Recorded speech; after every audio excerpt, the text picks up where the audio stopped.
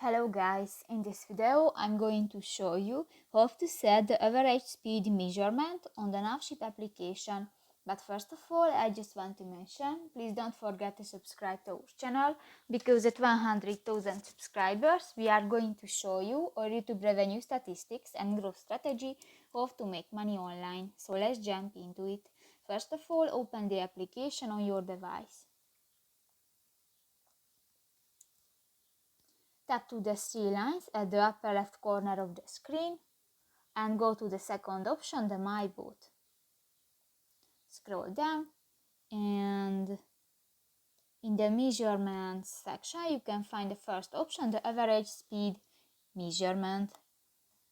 And here you can select nautical or standard and just select one and click to the circle and done. So that's pretty much it for this video guys. See you in the next one. Bye bye.